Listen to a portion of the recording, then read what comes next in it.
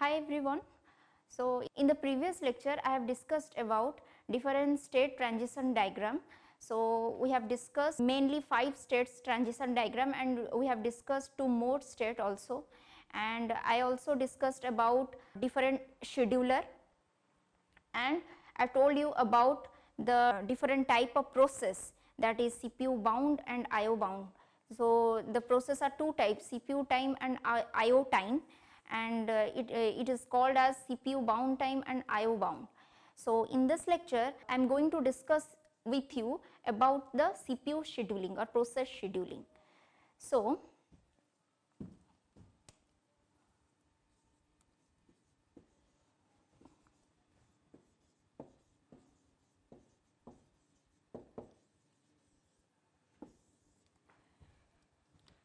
what is CPU scheduling? So in the previous lecture I have already told you the different types of scheduler. So many types of scheduler, there are mainly 3 types of scheduler are there, that is long term scheduler, short term scheduler and medium term scheduler. So what is the work of the scheduler? We already know. So we have already discussed about the, different type of process, that is CPU bound and IO bound. So what is the work of the short term scheduler? What the short term scheduler do? So when the process is come to the ready queue, so which process has to be executed first, which process has to be assigned to the CPU, that is decided by the short term schedulers. So the short term scheduler is picking the process from the ready queue and put into the CPU. So this is done by the short term scheduler, and we also know that so the scheduling process is a short term scheduler pick the process that is mix of CPU bound and IO bound time. If the short term scheduler picking the process from ready queue which is having higher IO bound time, let us say the short term scheduler pick the process from the ready queue which is only IO bound time, then what happens? The process which are executing in CPU, they are come to the waiting or block state again and again. So there may be a context switching is happening again and again, which is not good for the performance. It lower the performance of a system. Okay. So there may be, so short term scheduler has to select the process which is mixed of CPU bound and IO bound time. Fine. So we came to know that what is the work of a scheduler. So it only select the process from the state, from the ready queue to the CPU. So what is scheduling? What is CPU scheduling? I am going to discuss with you the CPU scheduling or process scheduling. So what is the scheduling? So scheduling is picking the process from the ready queue to the CPU is known as scheduling. So or you can say on the other word, this is the method of bringing a process from the ready queue and assigning that process to the CPU, and which process is assigning to the CPU at what time, this is called as scheduling. So CPU scheduling is the very important topic in this operating system. So we are going to discuss about that, and we also discuss about different scheduling criteria also. What is the scheduling criteria, and the basis of that criteria we also discuss about various performance in various scheduling algorithm, and which algorithm is better and which algorithm is not good. So we will discuss later. So first of all, in a single processor system, we have many types of processors, we have many types of operating system. Already we have discussed in the past few lectures. We have multi-programming, multitasking, real-time operating system also.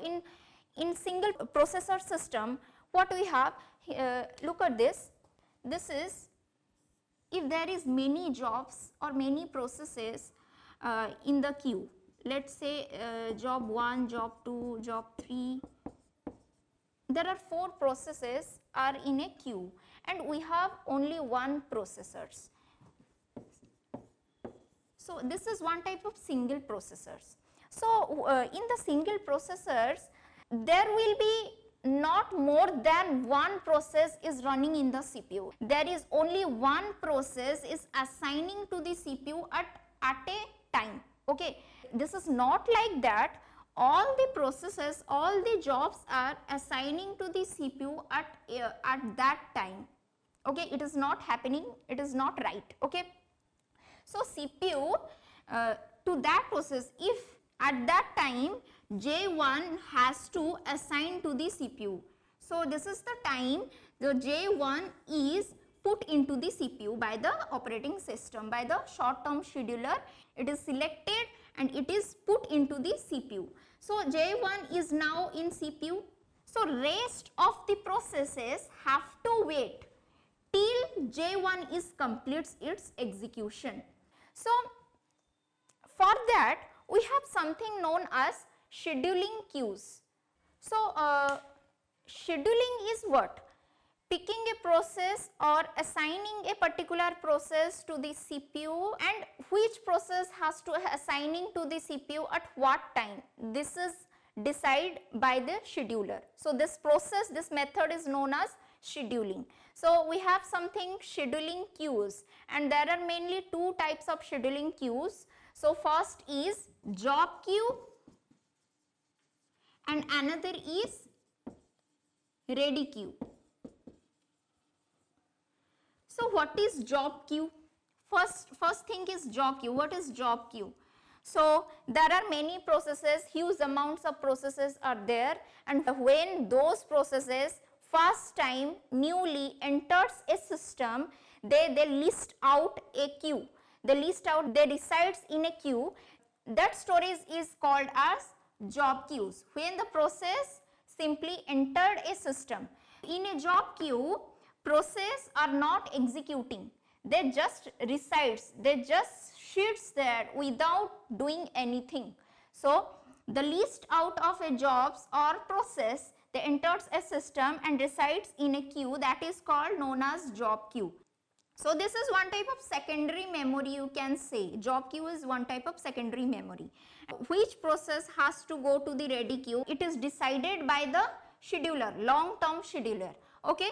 So the process is picked from the job queue and put into the ready queue. So ready queue is one type of main memory. Ready queue means main memory. The jobs are go to the main memory. So ready queue is the process here, the process is ready to run. Fine. So ready queue is within the main memory. So this is the job queue and ready queue. Let us try to understand from a diagrammatically view how a scheduling is take place. Okay. This is job queue. There may be 50 or 10 or 100 amounts of processes are there, huge amounts of processes or jobs are there. So job queue is one type of secondary memory. In job queue, processes are not executing. Okay, executing, remember. Okay, so here is J1 like J2, J3, J4 and so on. Fine. So this is job queue.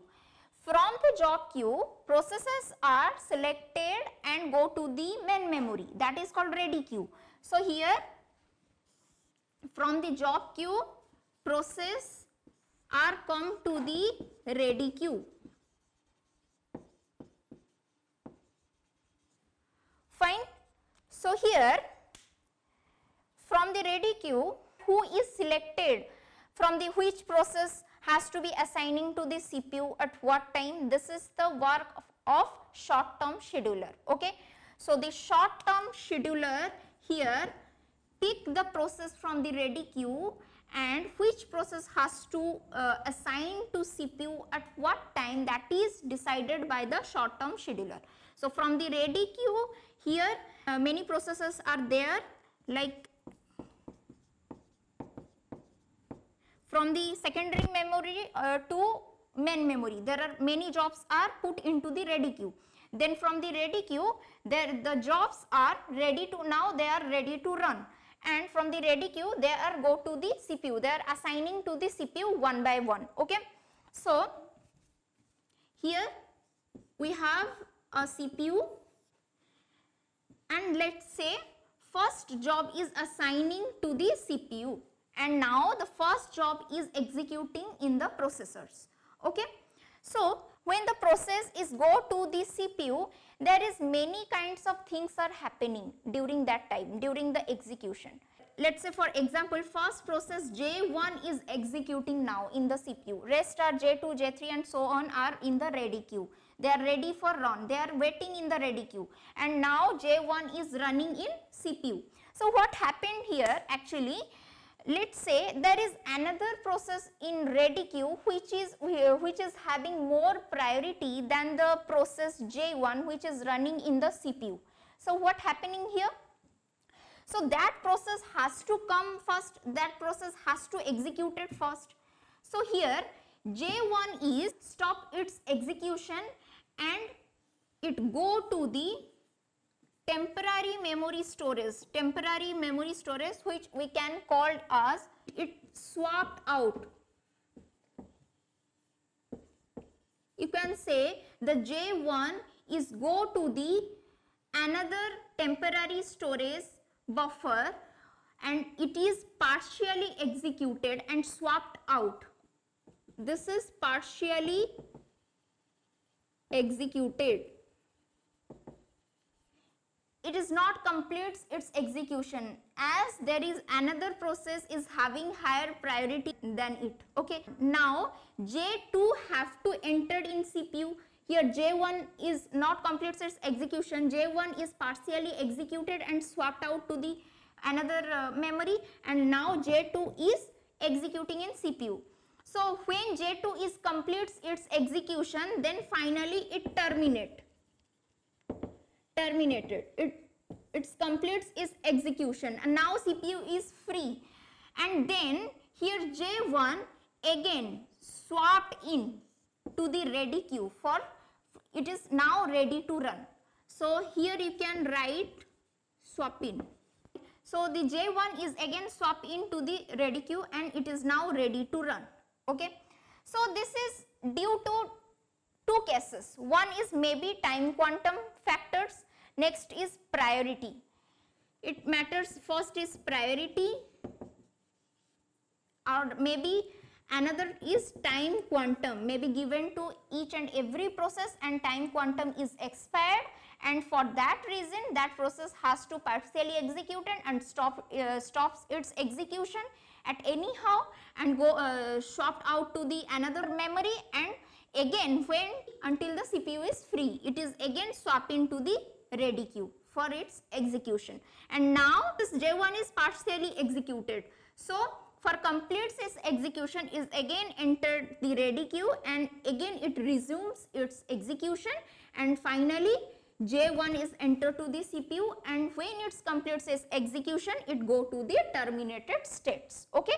There is another things that can be happened, that is if now J3 is entered to the CPU, now J3 is executing in CPU and some time it wants some IO operations. Okay. So what happened? It go to the waiting or blocked state. So it go to the waiting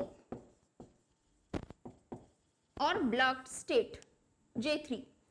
So when J3 until it completes its IO operation, till then CPU is idle, and for that reason in that time another process may be in ready queue which have to go to and assign to the CPU for the CPU utilization, right, and J3 come to the waiting and blocked state, and after this is IO request,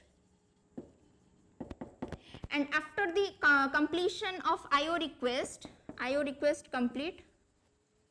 completed, so J3 come to the waiting or blocked state, and when the J3 completes its IO operation it again go to the ready queue and it's again ready to run, and after the CPU is free then it go to the CPU and final it terminates its execution. So this is the scheduling process. Okay, we have two types of queue, that is job queue and ready queue.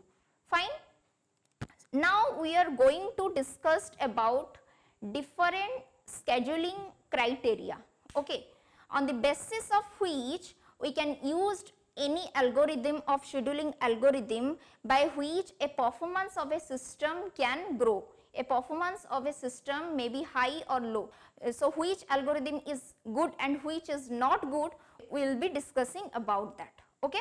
So there is some scheduling criteria, there is some time we have to know about that. So first is arrival time.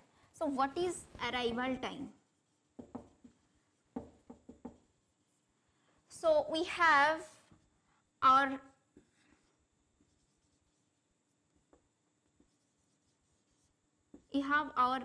ready state and we have running state.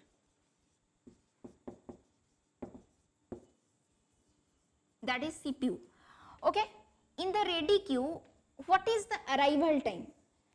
Arrival time means at the time when a process enters to the ready queue. Okay, that is known as the arrival time or AT. Okay, if the process is first time enter, this is not like that key new state. If a process within a new state, then that is called arrival time. This is not the arrival time. So in the new state, we don't call it as a process. We call it as a program, which is a passive entity. Okay, in the new state, a program is a passive entity and it sits there without doing anything. Okay, this is just like a program. Okay, this is not a process. Okay, it is about to ready in new state, and when at the time when the process is entered to ready queue, that is known as arrival time at the time. Okay, fine. Next is burst time. Okay, so burst time means executing time. We can say this is executing time. How many time a process is executing in a CPU? There are many processes are resides in ready queue, and which process is assigning to the CPU, that is decided by the scheduler. So suppose there is 5 process in ready queue and 1 process is assigned to the CPU first. Okay, when this is assigning to the CPU, how many time it is executing in that running state, how many time it is running in the CPU, that is known as burst time. Okay, from the ready state to running state, there is many things is happening, like maybe the process is waiting at a time, maybe process is running and some time it is requires some IO operation, and at that time it release its CPU and go to the waiting state, and it's doing its execution and doing its IO operation and go to the ready state again. We cannot include that waiting state, we cannot include another things like that.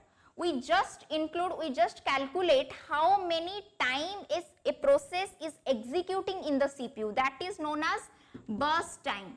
Okay, so arrival time means when the process is come to the ready queue, ready state, and burst time means how many time a process is within a running state, that is called as burst time. Okay, next is completion time. What is completion time? Obviously, as the name suggests, completion means when the process completes its execution. This is when the process is terminated. At the time when the process is terminated, that is known as completion time. So arrival time is when the process enter the main memory, enter the ready queue. Burst time means how many time a process is running in the CPU, assigning to the CPU how many times. Completion time means at what time a process is completes its execution, that is known as completion time. Fine. Next is turnaround time.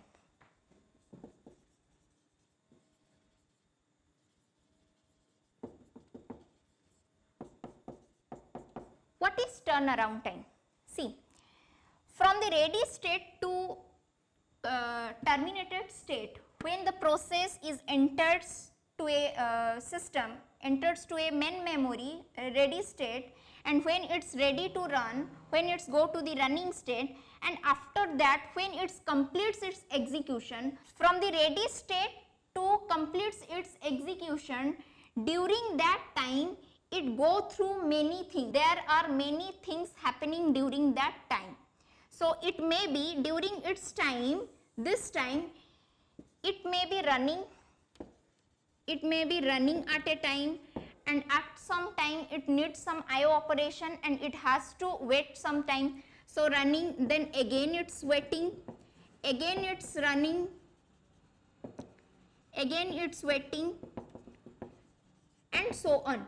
Finally it is done about when it completes its IO operation, then finally it completes its execution, and then again it's terminated, it completes its execution.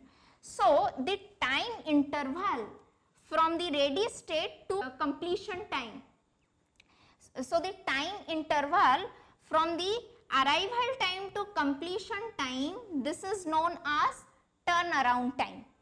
Fine. From the arrival time and before the completion of a process, during that time the process may be running or waiting, again running, again waiting. There are many things a process is do. Okay.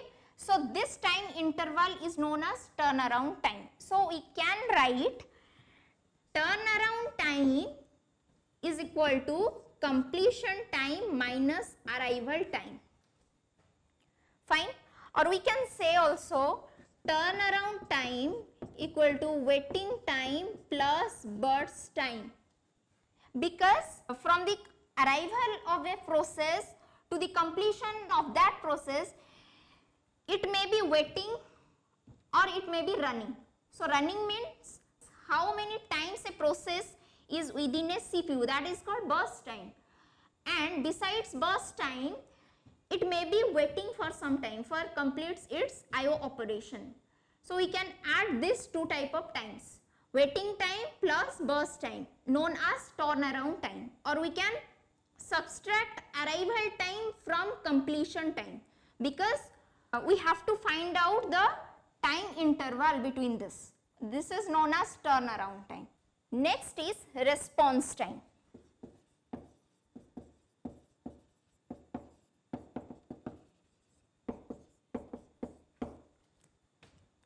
See, response time means at the time when a process assigned to the CPU at first time.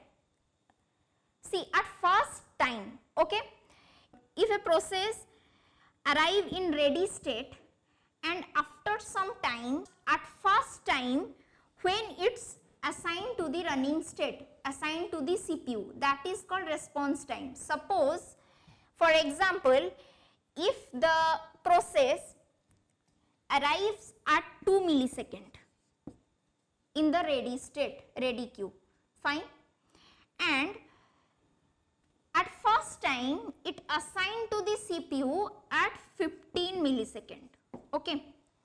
That process, suppose J1 is the process, is a job which is which arrives at 2 millisecond in the ready queue, and after some time at the 15 millisecond it assigned to the CPU.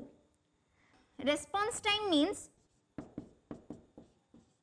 15 millisecond minus 2 millisecond, that is 13. This is the response time. So the process is wait. So process has to wait 13 millisecond to reach to the running state.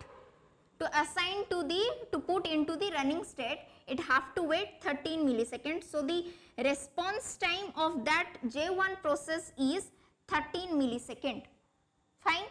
So we can say the CPU time when the process is reached at first time in the CPU minus the arrival time. So that is called response time, at when a process is response, okay, that is called response time. Next is waiting time.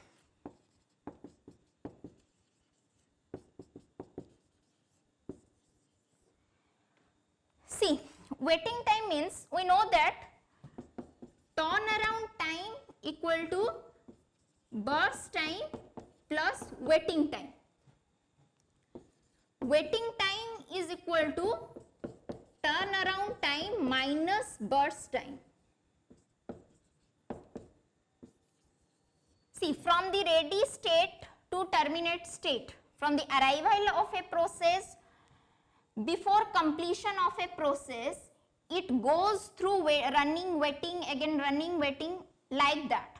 If we have to find out the waiting time, then if we remove the running time from the turnaround time, the time interval, here is the time interval from the ready state to terminated state. So, arrival time to completion time, here the time interval, if we remove the running time, here is our waiting time. So, waiting time equal to turnaround time minus burst time, okay, that is called waiting time. So, there is some criteria by which we can improve the performance of a system, okay. So, first is CPU utilization.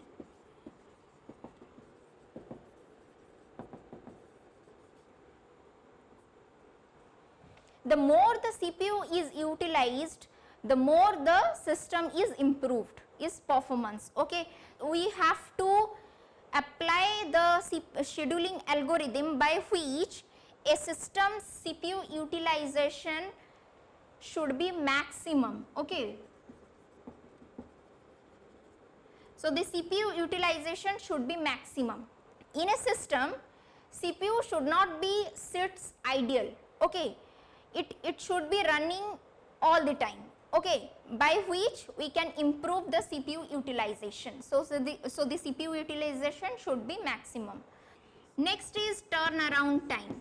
Turnaround time means the time interval from the arrival of a process to its completion of that process, okay.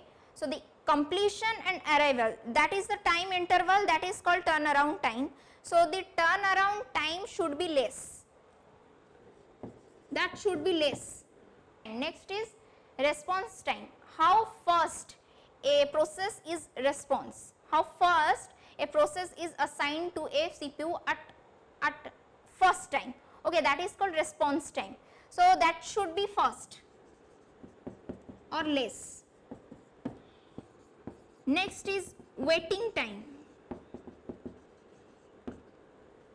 So, we have to use such algorithm by which a process has to wait very less time, okay. If the waiting time of a process is huge, then the performance will be low, okay. So, the waiting time should be less. Next is throughput. Throughput, what is throughput? Throughput of a system decides how many processes is executing per unit, okay, that is called throughput. In a particular unit of time, the number of process is executing, that is called throughput. That should be maximum.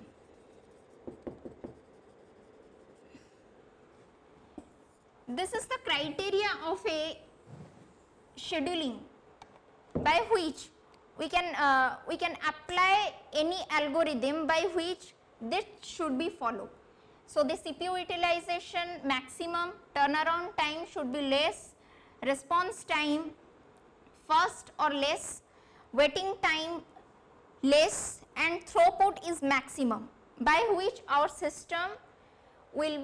system performance will be high, okay. So, on the next video, I will discuss about very first algorithm, that is first come first serve, FCFS scheduling algorithm. So, I hope this was clear to you. Thanks for watching. See you in the next one.